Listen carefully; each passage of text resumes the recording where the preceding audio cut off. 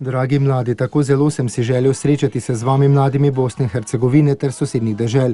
Vsakega od vas prisrčno pozdravljam. Ko sem sedaj tukaj v tem centru, posvečenem svetemu Janezu Pavlu II., ne morem pozabiti, koliko je storil za mlade, jih srečeval ter opogumljal na vseh krajih sveta.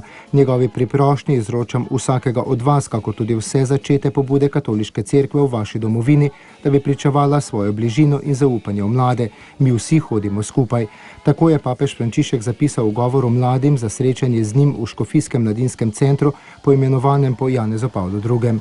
Sveti oče je z zanimanjem spremljal program, ki so ga pripravili mladi, in na to odgovoril na 3 zastavljena mu vprašanja mladih. Poudaril je, da so mladi Bosne in Hercegovine nekaj posebnega. Vi ste prva generacija po vojni, vi ste cvetovi pomladi, ki hočejo cveteti ter se nočejo vračati nazaj k uničevanju.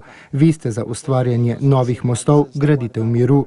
Nismo jaz in oni, ampak jaz in mi, in to pomeni graditi mir. Zares, vzvišeno poklicanost imate in ta je, da nikoli ne gradite zidov, ampak mostove. To je to veselje, ki ga vidim v vas, je dejal sveti oče.